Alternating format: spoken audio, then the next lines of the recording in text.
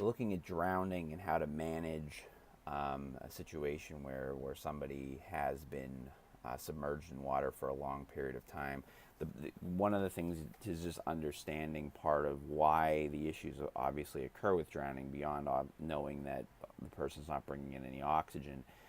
What essentially ends up happening, some of the complications that arise, is that the person aspirates water, which basically mean water gets inhaled into the lungs, causing the individual to asphyxiate, which is basically dying from respiratory and ventilatory failure. And the issues as far as how the prognosis of the person is going to turn out is really dependent upon two things. One is the length of time they're actually in the water and the actual temperature of the water. So an interesting thing to note is that beyond just being submerged in water and suffering from water aspiration, is that if you the longer that the tissues are deprived of oxygen, then it'll be just more and more damage. So, for instance, if the brain is deprived of oxygen for as short as 4 to 6 minutes, there's permanent damage that begins to occur, and then as the length of time increases, you start to end up having more and more damage to, for instance, the kidneys and other vital organs. The water temperature is going to play a role with this as well. So one thing I do want you to kind of think about is how, in what way, so in other words, in cold water versus warmer water, how does that affect the individual as far as how much damage will be done? And again, the biggest thing is not being able to obviously breathe underwater and take in oxygen. Individuals will suffer from anoxia, which is just essentially a lack of oxygen. So a pretty serious acute condition that can occur, and it would be something that could be seen, particularly in a more common athletic training work setting with sports, particularly contact and collision sports, is a flail chest. So this is when you get multiple rib fractures that basically creates a free-floating segment. So you can see in the picture illustrated, instead of just getting, so this isn't just getting like a crack in a rib, if you will, but it's basically when multiple ribs get fractured, and it actually causes the multiple parts of the rib cage to kind of be its own kind of like independent movement. And what you'll see with this is something called paradoxical excursion. Okay, so what this basically means is, so we typically think of how the ribs move when someone breathes. So when you breathe in, the ribs obviously expand, and when as you're breathing out, the ribs contract. What happens with a flail chest is you'll actually see that happen in an opposite fashion, meaning that as you breathe in, that section that has been fractured will actually collapse. So when the person breathes air in, that while the rest of the rib cage expands, that portion will contract or collapse, and then it'll actually bulge as the person breathes out. So that's something that you'll see right away, and this is a medical emergency, and there will be other complications that can arise from this injury. Pneumothorax, tension pneumothorax, and a hemothorax. So these are all variations of what we would call a collapsed lung. And with a pneumothorax, that's when you get air in the pleural space. So, again, think anatomically, and again, we'll show pictures of this, but if you think anatomically of the lungs, when the lungs collapse, basically in that pleural space, you end up accumulating air, which basically will cause the lung to kind of contract. So you lose that negative pressure. So the negative pressure is what actually keeps the lung expanded, if you will, and up against the rib cage. Okay, so it keeps it up against the rib cage in connection with that pleural lining. If air manages to get in between that space, it'll cause the lung to collapse.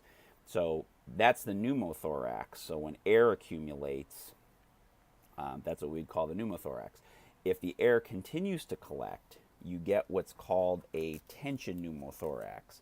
So a tension pneumothorax will actually be when the air accumulates to such a great degree that it actually starts to push over to the other side and put pressure into the mediastinum and actually start to put pressure on the major vessels into the region of the heart as the air continues to collapse. So that's a tension pneumothorax. So obviously, if blood were to accumulate, we have a hemothorax. So if for some reason there's a significant amount of damage to the tissues, and some blood can accumulate in that as well, it's called the hemothorax. So anytime you see hemo, that means blood. And even beyond that, if you get air and blood, it would be a hemopneumothorax. So you can get even a combination of the two when you have this.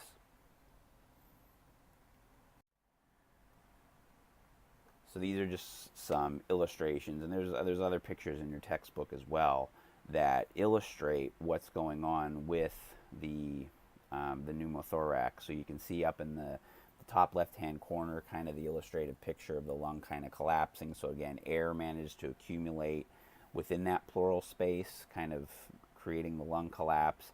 There's a little picture there of some blood collecting as well. So that would be the hemopneumothorax. Actually, it'd be the hemopneumothorax because there's also air in the space. So again, if there's air and blood, it's hemopneumothorax. If it's just air, it's a pneumothorax. The bottom picture is trying to illustrate the tension pneumothorax. So again, if air continues to accumulate, it'll gradually start to put pressure on the mediastinum. Okay, so that compartment that's going to hold. So it's basically the compartment in between the two lungs, and it'll start to push. That could become, again, a real big problem with continued accumulation because, again, it could put pressure on those major vessels in and around the heart. So that could really get to be, and going as far as even compressing the heart itself. So that becomes a major thing that needs to be dealt with. You need a quick decompression of that to get that air out of that space in order to prevent that from happening. The pneumomediastinum is when air manages to accumulate in that space between the pulmonary compartments. So we noted how, so if you get air in the pleural space, it's a pneumothorax. If you get air in that mediastinum, which again is that anatomical space between the two lungs, between the two pulmonary components, you could actually get air accumulation in there. The most common way to see this happen is just some real forceful effort that increases pressure. Could cause a spontaneous leak of air into that region. There's also, as I have listed up here, other things that could do that as well. People with asthma, diabetes, drug use, people with anorexia. These are all things that could possibly cause this as well. So, when you kind of look at your signs and symptoms, look at obviously it's a similar mechanism. You're getting air accumulation as it would be with a pneumothorax, but look at the difference in the signs and symptoms that you would see, along with obviously also comparing and contrasting treatments for the two.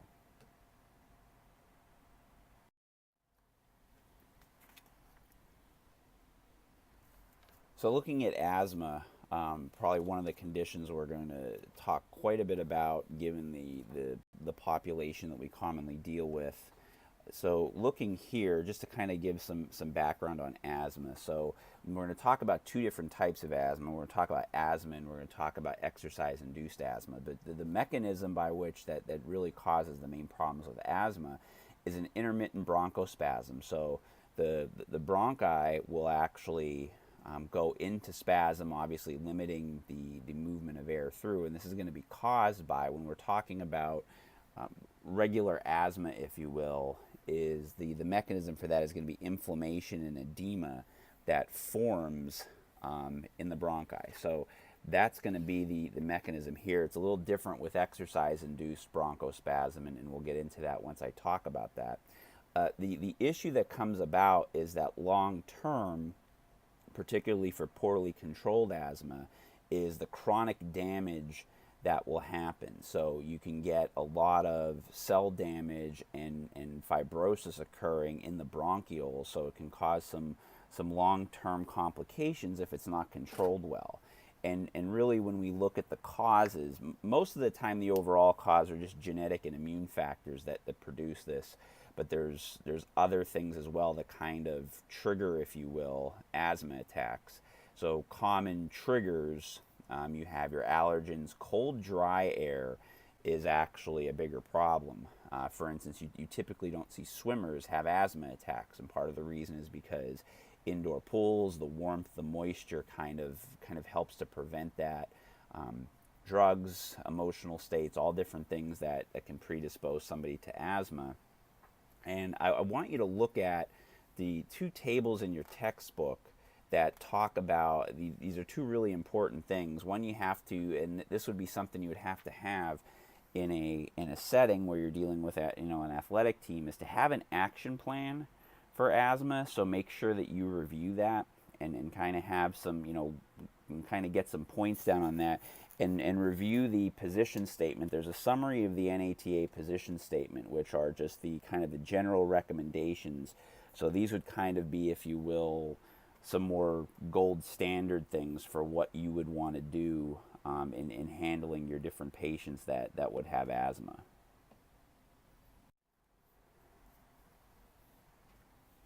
So again, this is just an illustration kind of showing some of the things that kind of go on with asthma. So again, when we're talking just straight asthma, if you will, you have inflammation of the bronchioles. So you can see, we had talked about the anatomy in class, and you look and see what goes on. So there you have an illustration of what a normal bronchiole looks like, and then an asthmatic bronchiole. You can see the thickening, the inflammation, the swelling, and it's even kind of showing like some accumulation of mucus in there. The important thing is to understand is like what goes on with an asthma attack, and what actually becomes the bigger problem in somebody that has an asthma attack. It's not so much breathing in, it's actually breathing out that becomes a problem. You end up getting air kind of trapped in the lungs, and that becomes a bigger problem. So kind of think about, again, in your treatments, as you're looking through that with that your signs and symptoms charts, think about the ways to kind of handle asthma attacks. Obviously, that's a big thing that we're going to kind of talk about and discuss even further. But, what are some ways you manage if someone has an acute asthma attack? Obviously, the first line is to give them their rescue inhaler, but what are some other things that in managing the athlete's breathing, how do you encourage them to breathe? Those are some things to kind of think about and note as you're going through your information.